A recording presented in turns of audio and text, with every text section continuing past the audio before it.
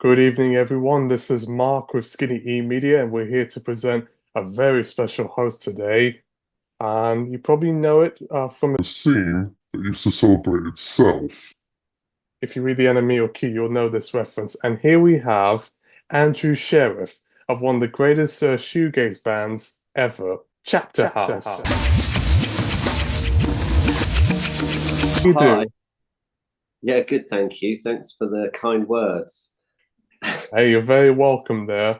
I'm just happy to introduce you because there's not too many articles or media that's surrounding the history behind Whirlpool, which I think, in my opinion, is one of my top 20 favorite albums.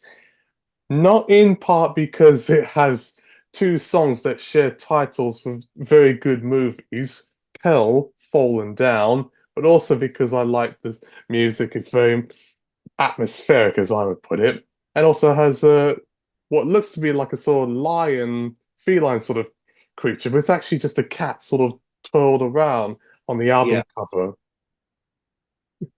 yeah, that was the artwork designer. That was his cat.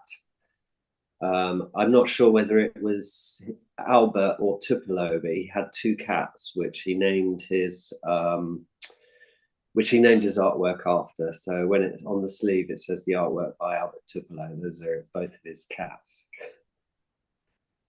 I just wanted to clear that for everyone because everyone was always a bit curious, at least the people who I spoke to, like, what is the story on that album cover? Some people thought it was some sort of makeshift line sort of thing from like the Never-Ending Story. What are your fondest memories and experiences working on that album and working alongside the scene that celebrates itself? In those days, recording was very different probably from nowadays, where we were still going to proper studios and recording onto tape. And the sequence stuff was very sort of basic at the time. We had some Atari computers and early Akai samplers. But yeah, we had to sync those all up with time code. But I guess the sort of the, the best memories really are that it was about going to studios with your friends and making this sound that you all really got into, and you only really heard it properly for the first time in the studio, other than when you're playing live shows and rehearsals. But using the equipment in the studios meant that we could kind of stretch the sound a little bit further, and that was always great fun. Experimenting, basically.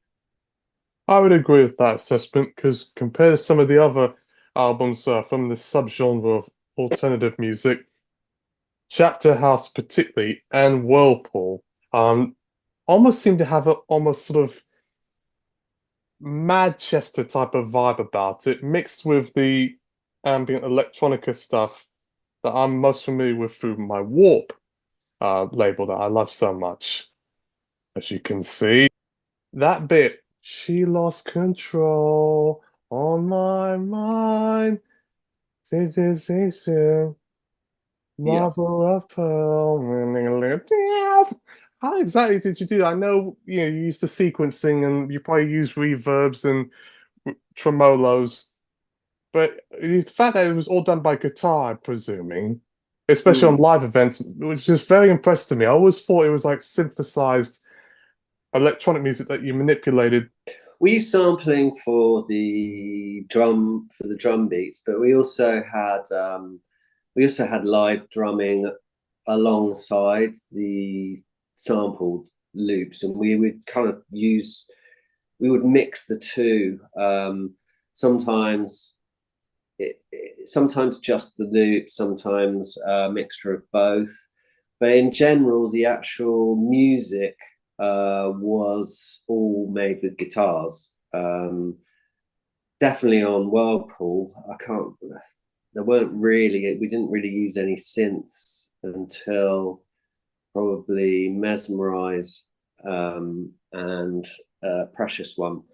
But yeah, so the guitar sounds were a mixture of distortion and reverb units that we had, like physical reverb units that went between the pedals and the amp. So those were sounded how they did because we mic'd the amps up as well in different ways. So we would have mics in different parts of the room recording the same guitar, which would be coming out of a real speaker, which would be mic'd up close and medium distance, or the room sound in stereo. So yeah, that had quite an original sound. And I mean, in those days, those reverb units were quite new and they were more sort of designed for studios, but we would sort of gaffer tape them to the top of our amps and put in distorted guitars at very high levels that they weren't really supposed to take. So that kind of gave them that sound where they're almost it's almost like it's a distortion, but not a horrible distortion. It's like just sort of struggling and shimmering sound, really. Well, I would say that it's particularly doing the verse bits of Pearl, which Mm. is the song most people know, but also it's my favorite song on the particular album because it's almost way it's stretched out with the reverbs, the tremolo effects. It almost comes across like synthesizer, but also a bit like a weird sort of riff on Frippertronics, which Robert Fripp was sort of the mastermind behind alongside Brian Eno, which has that sort of Mm. spacey atmospheric sound I really like out of this sort of subgenre. I know they kind of did that with that My Bloody Valentine song, uh, When You Sleep and What You Want, but I think Pearl encapsulates that a hell of a lot more, as well as the song In My Arms, which, out of curiosity, is my second favorite Chapterhouse song, um, which Okay, I great. know you're probably going to say it wasn't really made on synths, but I was very much convinced that it was, and I almost thought for a long time the way that the vocals were done. If in the shore, no carrots or a crimson are to be. Almost thought for a second it was Belinda Butcher that lent as like a weird special guest, but they didn't want to say because Rachel Goswell was doing the backing vocals on Pedal. So I would have thought Yeah, something must have happened on In My Arms, but that was all you. yeah, it was all me. Yeah, it was one song where I did kind of break into falsetto a little bit on that one. So yeah, it probably did sound a little bit different.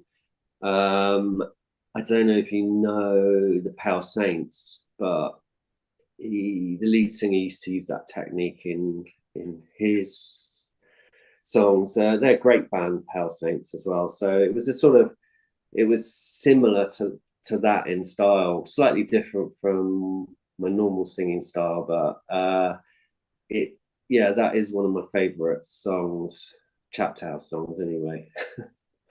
I know it was on the first iteration of the Whirlpool record. They came out on its re-release, as most people know it as, but then it was on the single version for Pedal on the B side, if I recall.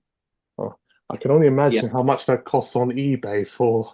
I know most of the people I've talked to, they generally like the more sort of Pixies meets Sonic Youth mixed with Rye type of sound to the songs, like Breather, which I really like as well, but I think Pearl and In My Arms are certainly my favorite. I also like April and Auto Sleeper. In fact, actually, one or two of those songs influenced one song that I did that was called Shoegazer by MXQ,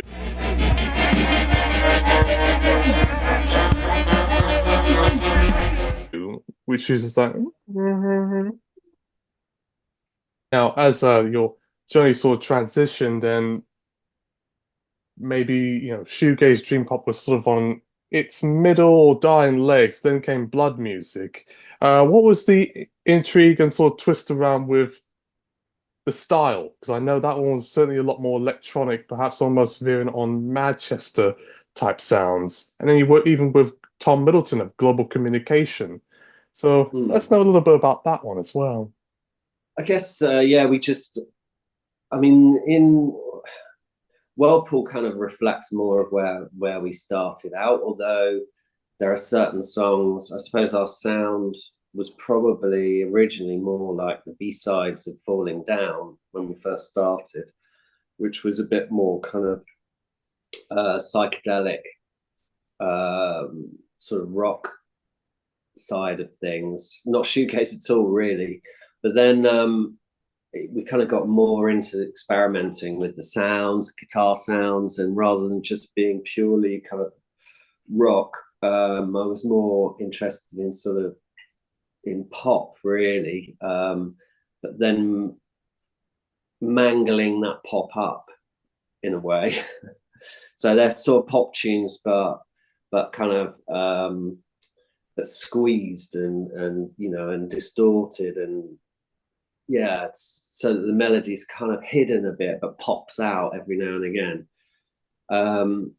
So we were we were interested in dance music all along, like you say, with the Happy Mondays, that sort of thing. But gradually, I became more interested in pure electronic music. And so by the time of Blood Music, I was really into ambient electronic music, like Global Communication, who I happened to know at the time as well, and also like techno and house that wasn't sort of necessarily vocal house. So those elements started to come into Blood Music a bit more. And at the same time, Stephen was going the other way, sort of more down a kind of rock 70s route, I would say. So that's where songs like We Are the Beautiful came from, even though that did have more modern production as well. But yeah, I was. It was an exciting time for electronic music then, and yeah, I was into that as much as the indie stuff. In my own sort of weird view, I sometimes view that sort of shoegaze, dream pop type sound sort of being a gateway into sort of electronic music for people who generally aren't big into sort of the boom, boom, boom, boom type of sound. But in many ways, ambient electronica and even with shoegaze and dream pop does sort of lend itself as an homage to sort of groups like Tangerine Dream and the early stuff of Brian Eno and some of the stuff that he worked with Robert Fripp. Now, Robert Fripp, now he's more in sort of progressive rock, but there are quite similar strands, especially with the way they sort of manipulate the guitar. I think the way effects manipulation with guitars is absolutely amazing to me. Even jazz musicians have done such a thing, like with Jaco Pastorius. One of the songs that he did wasn't Portrait of Tracy. Almost sounded like he was trying to do that Tangerine Dream song that goes like do do do do do do do do do do do do do. Oh yeah, yeah. The one that was on Risky Business at the end, That's the the train. one. Yeah, and there's a Global Communication song that's similar. Obviously, they were influenced by Tangerine Dream as well. I used to have 7614 on CD. I got it at Amoeba Records in Los Angeles, and I always liked, I think it was like 8 minutes 25 seconds and 4 minutes 14. Those were my favorites. Yeah, yeah. I played guitar on a couple of those. What? The one that sounds a little bit like Tangerine Dream, I played on. Yeah, that sort of ding ding ding ding ding ding the guitar riff. Well, you just Yeah. made my day. Whirlpool, just earlier on today. I'm sure some people probably thought, a little, particularly with that song Guilt, they said, why are you trying to sound like a Smith song at the very beginning of the first 10 seconds? I hope no one has thought that. No one's mentioned that. I suppose Guilt's probably the oldest Chapterhouse song on Whirlpool, maybe. So it might sound a little bit different than some of the other ones. That and maybe April was one of the older ones as well. How did you get Rachel Goswell to appear on pedal? Out of Uh, curiosity. oh, just that we were friends, really. Us and Slowdive were from Reading, and so before Chapterhouse and Slowdive existed, we were all friends. We'd go to the pub, and and so when Chapterhouse first started, they would come to our gigs, and then they formed Slowdive. I became friends with Neil as well. So yeah, it's just that, I guess that's part of why it was called the scene that celebrates itself, because we were all kind of friends. I used to work at a record shop with Moose. So when we went on tour with Moose and Chapterhouse, and I think it was Lush. I think yeah, we were all sort of friends and hung out. So uh, hence the name that the Melody Maker gave us. But that sort of got superseded by NME's shoegaze. I think it was NME. I know Melody Maker also came up with that phrase trip hop, which I know Massive Attack and Portishead don't look too fondly of, even though it's just another way of saying sort of British hip hop music that had quite down tempo sound and a bit moody, that sort of thing. Very 90s sound is how I would describe music like shoegaze slash dream pop, which sometimes I get the two confused. If that's something wrong, I apologize. No, no, no. Then I mean, no It's one a really marketing likes. term. Yeah, no one likes to be pigeonholed. I don't think. But funnily enough, shoegaze was a. I think it was, well, it was meant as an insult, really. But it's taken on its own meaning, and people, people are people say I love shoegaze or I am a shoegazer, without any kind of sense of irony or the fact that it was originally an insult. It's become something that actually we don't mind now, because shoegaze has become bigger in a way than all the other music around it at the time. Maybe apart from Britpop. I would agree with that. I mean, I've seen so many people wear slow dive shirts in recent years. I'm almost some bit miffed about it. Even I myself kind of fit into this mold because I didn't start listening to Chapterhouse and other bands like MBV and Cocteau Twins until like the 2010s. And I mainly Mm, just came about it because my father used to be a fan of John Peel. right. I don't know if you ever worked with John Peel, but I'm sure he probably would have liked your band particularly. So I know he also liked Cocteau Twins. Yeah, we did a John Peel session in the early days. So Sec yeah. Second band I ever met that now has a John Peel session to their name, Cloi Begleider from Wales. The same sort of thing too. So double brownie points. But I'll reel it back in and I'll talk about how Robin Guthrie managed to get the production credits for Whirlpool, because I know he's more or less kind of the mastermind behind that sort of dream pop, reverb, heavy, spacey, atmospheric sound. He was the one that helped it turn into a sort of more melodic sound, or he was just there for sort of like engineering trickery. I mean, he only actually did two songs on the album, which were Auto Sleeper and Something More, the album version. But yeah, he was very influential. Uh, the Cocteau Twins were probably the first band to use that what people would call shoegaze sound now. But so yeah, our managers at the time knew him quite well because they managed different bands. They managed Lush, and Robin had already. I think he produced the whole Lush album, and we had two songs left to finish on the album, and we just said, let's do it. Let's do them with Robin. And yeah, and we went down to his studio on Eel Pie Island. And I remember me and Stephen standing there waiting for Robin to arrive because he wasn't the most punctual. And there was about a foot of snow because it had been snowing the night before. We were just standing there waiting for Robin in the snow. Yeah, but it was a fun session, and I was a bit nervous to sing in front of him because obviously he was used to recording Liz Fraser, who had one of the most beautiful voices that's ever been recorded, and then there was me. But it actually was fine. I think I did that in one take, and that was probably the only time I've ever done that. Is it a bit weird to you that you have two songs that are also the names of quite known movies?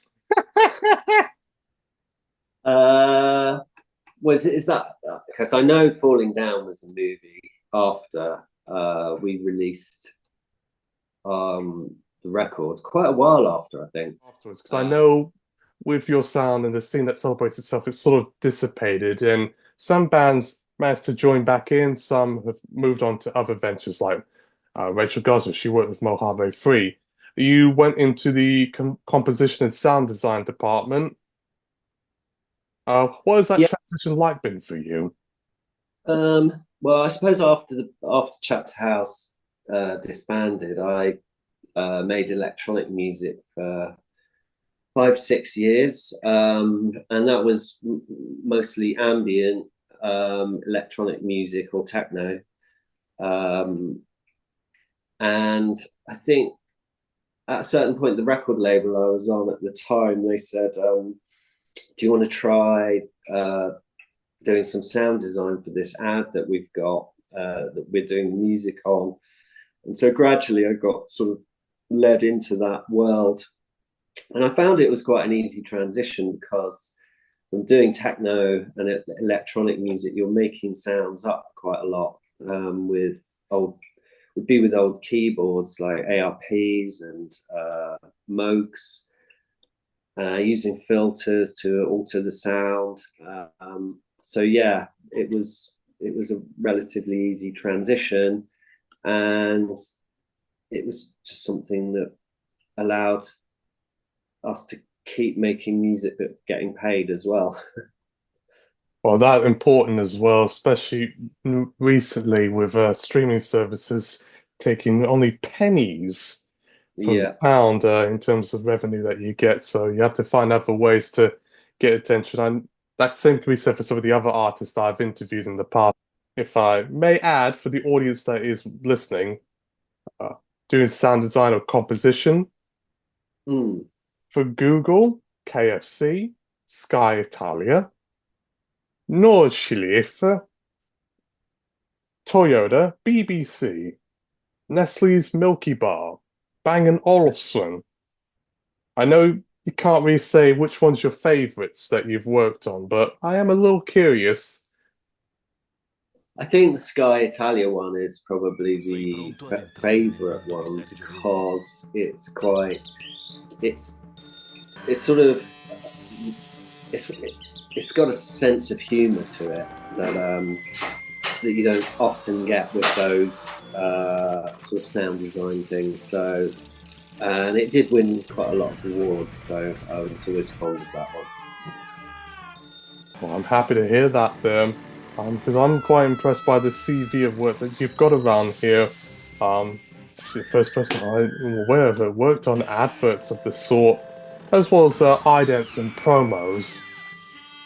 In terms of the equipment that you use to make your music, are you, well, I know you said about Moogs. Are you more partial to like Korgs and Rolands for your MIDI software, or Nord? Um, I had quite a lot of Roland synths back in the day, really, that I was using, but it was only partly because of the sort of finances. The Roland seemed to be a bit easier to find and a bit cheaper than say something like an Oberheim or a Moog. I had a Moog. I've got a very good Moog copy, a Studio Electronics one, so it's completely analog. But yeah, I like the original sort of analog synths. Really, they just have a great sound. I would say so. Gives it a sort of punchy, almost squishy Kraftwerk type of flavor to it. In terms of your DAW, are you more partial to Logic Audio or Ableton or Keybase? Logic is what I use most of the time. Yeah, I've always used Logic.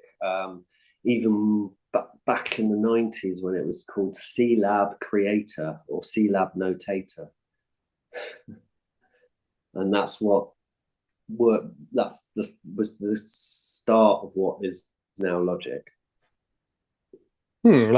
And that old Atari computer with 1,000 MB.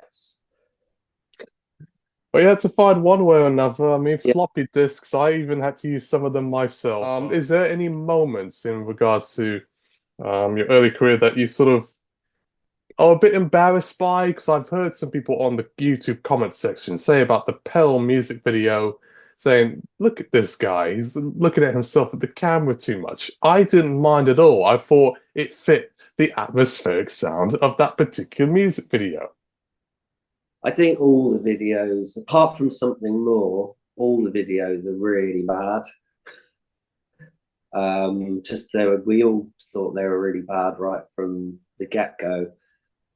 We kind of had a sort of trust in the directors, and they just didn't deliver what we had imagined we were going to get. And in those days, they were so expensive as well that you couldn't go back and re-edit them or do anything with them. So, yeah, we kind of what's the word? We don't take any responsibility for the videos really. The only video that we had any kind of control of was Something More, and that was it. That was as it was a really early one. Well, I guess, with corporate influence, they could sort of dictate, oh, let's do it sort of this way because that's what the kids will love, or try to emulate another band that had a sort of similar aesthetic. I mean, I personally thought it was fine what you did on the music videos Fallen Down and Pearl, in my opinion. The one question that everyone seems to be quite aware of, not only is that Led Zeppelin drum sample, but also Schoolie D's. What does that mean? A friend Yeah, of I mine's a mean, big hip hop fan. in those days, sampling was sort of fair game. People were sampling all sorts of stuff. Not so much in the indie world. So I think we were kind of one of the first bands to sample so much stuff. But it was only really drum loops that we were sampling, and then there was a John Barry riff in Mesmerize as well. But yeah, it was just it was something that interested us that was contemporary at the time. Well, I thought it was done quite effectively. It sort of throws it off a little bit. I don't know if you're a fan of Ulrich Schnauz or Boards of Canada, but you probably are. Yeah, I mean, Ulrich became a friend of ours. He got in contact probably in the early noughties, and when we reformed in 2010 to do tours of Japan and the States, Ulrich supported us on the tour. So it was a Chapterhouse Ulrich Schnauz tour, which was I great wish I fun. was there to have seen it. Yeah, and we did the ICA in London with him as well. Well, I'm happy to have had you on board. Answer some questions about legacy of Whirlpool and shoegaze in general from your side of things. I don't know if you have any further questions on your end. No, not really. I just think it's great that it's music that seems to have lived on, and of the music of that era, it seems to people people are really still big fans of that sound, and I guess it's great to hear that people appreciate the amount of time that we put into getting those guitar sounds and forging that kind of original sound. that was very different to, say, My Bloody Valentine or Slow Dive. Each of those bands had their own sound, you know, and the Cocteau Twins. That it's very hard to kind of pigeonhole all of them as one thing because everyone experimented and had different sounds, I think. I would say so too. On the more harder end, you have stuff like Catherine, Will, and Ride. No offense if you know them personally, but that isn't quite my side of the shoegaze and dream pop. And then you got stuff like yourself and perhaps A.R. Kane, which was, I know, a big influence on you and Cocteau Twins, and a few of the My Bloody Valentine songs. So I think you entered that more sort of strand. Hmm. It's a bit more left field, a bit more spacey and atmospheric, and I think that's the most accurate way to explain a band such as yourselves. And I wish you the best luck for the future ahead. Whether you reform again, that's a question that's up to debate. But I'm happy I've Yeah, had no, you on board. thank you. Thank you. I appreciate all that.